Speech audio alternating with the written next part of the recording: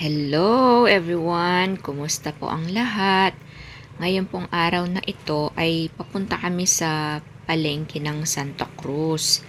Alas 9 na po ito kaya medyo tanghali na at mataas na yung araw.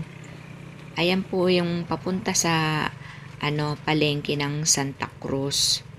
Bali mamimili ako ng pang isang linggo namin na pangkonsumo. O yung ulam namin pang isang linggo dyan. At saka bibili ng gulay, ganyan. Eto nga at inuna ko na yung gulay na bibilihin. Para paglabas, eto kasi yung pinakadulo ng palengke. Tapos paglabas, karne, isda na lang. Diyan ako namimili ng gulay. After sa palengke, bibili ako sa grocery ng pang-snacks or pambaon ni Simon. At saka yung mga basic needs na kailangan sa bahay. Like yung mga sabong panlaba, panligo. At saka pala dadagdagan ko dyan yung gatas na gagawin ko para sa leche flan nga. Kasi medyo madami na yung itlog na itlog ng mga manok namin para naman consume namin.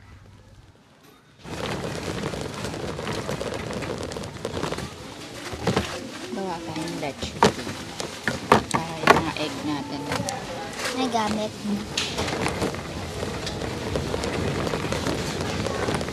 walang jersey na Juicy.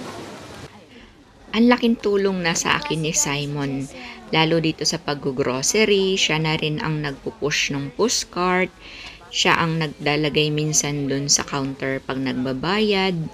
Minsan pag hindi ko alam yung presyo, siya yung nag-i-scan dun sa mga nakasabit na scanner dito sa grocery. Para malaman yung price ng aking bibilhin.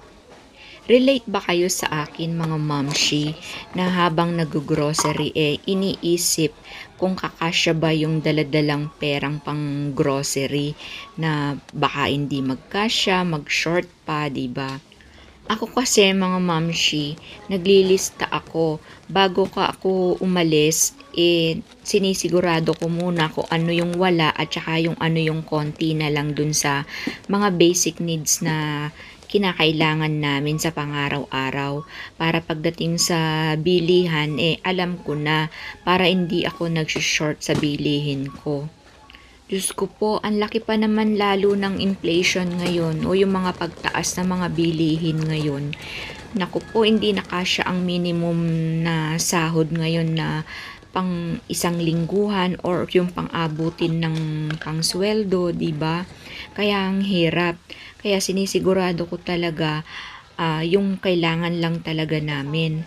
Hay, buhay. Kailan kaya yung time na hindi ka na mag-iisip ng price na binibili mo, 'di ba? Yung dampot ka lang ng dampot. Mapapasana all ka na lang sa mga ganon, 'di ba? Sana wish ko lang.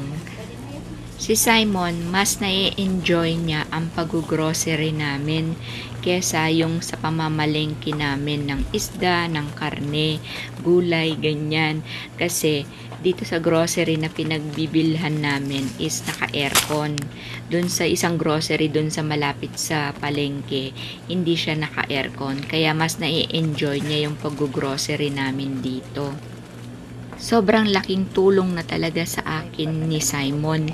Imagine, siya na yung videographer ko dyan. Siya pa yung taga-push ng aking push cart sa pag-grocery. Minsan, siya pa ang reminder sa akin kung ano na yung wala sa bahay, ganyan, kung ano pa yung kailangan namin.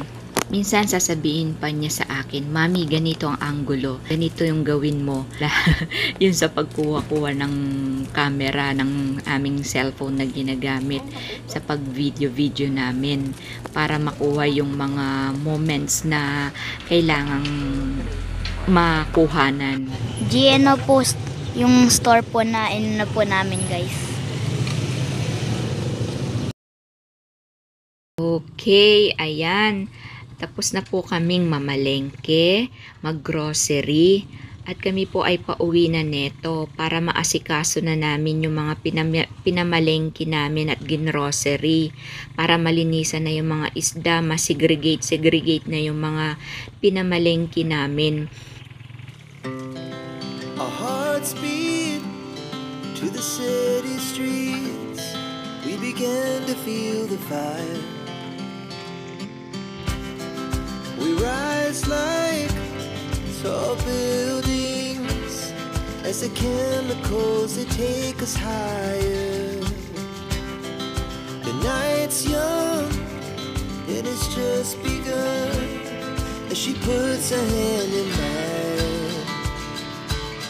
We wanna chase the night, wanna dance to the light, pull the stars from the sky, just two hearts running wild. Never sleep, never stop, as we shout from the top. We're gonna be two hearts running wild. Eto at nakatapos na tayo mag-prepare. Magsasalad naman tayo ng tilapia. Buko pandan salad na tilapia, imagine. Dito naman magja-jolly spaghetti tayong bangus na dinaing. Binabad ko na pala yan guys, tinimplahan ko na. Tapos meron pa ulit tayong Jollibee spaghetti bangus. Ayan naman yung ating pangsigang, pangpesa na bangus. Ganyan. Tapos, nagmarinade na rin akong pangihaw na bangus. Tinimplahan ko na rin yan, pinalamanan ko na rin. Tapos, yung ating Gigi o yung ating galunggong, papartneran natin sa mga gulay na pinamili natin. Tapos, meron din akong biniling manok. Tinimplahan ko na rin pala yan para ready na for chicken barbecue. Tapos, may chicken din tayo for, tinola. Yan, yung ganyang style na ginagawa ako. Tapos, ayan naman yung pangsahog ko sa gulay for lunch naman yon. Yung 1 kilong baboy, mga mamshi, hinahati ko yan para, 3 meals, ganyan, pansahog. Tapos, pwedeng pang adobo or kaya pang laga. Yan, hinahati-hati ko sila para magkasya naman yung ating meal pang 1 linggo. Diba? Style lang ba ng paghiwa-hiwa para magkasya yung ating mga pinamili sa pangkonsumo natin. Ito nga pala yung lahat-lahat na. Ayan, nailagay ko na sa ref para na sila, ma-frozen na sila. Ito naman yung pang street food. Pag nag-crave yung mga bata, meron na kami, hindi na kailangan bumili pa sa labas. Ayan. Tapos, ayan na yung sinasabi ko. Gagawin kong leche plan yung mga itlog na yan. Diba ang dami na para makonsumo naman natin gawing leche flan. Tapos, ayan, nakapagluto na pala ako ng yung ulam namin for lunch. Diyan ko sinahog yung sineperate ko na karning baboy. Ayan, para naman merong karne. Ginataang gulay. O, diba? Sarap. Ito yung mga natirang gulay. Ayan, i-segregate ko din yan. Babalutan ko ng papel para hindi sila masira. Ayan, nakapamili pa ako ng saging, ng papaya. O, may mga fruits pa tayo, diba? Ayan yung natira sa ginataang gulay. Gagawin ko naman yan na next day na pang pinakbet or partner dun sa Gigi na pinamili natin. A few moments later. So, eto na nga at gagawa na tayo ng leche flan para naman makonsume yung madaming itlog natin. Mabawasan yung nasa ref natin. Kasi everyday nangingitlog yung ating mga alagang manok. Ayan yung pinamili nating gatas kanina. Ayan, para makagawa na tayo ng leche flan.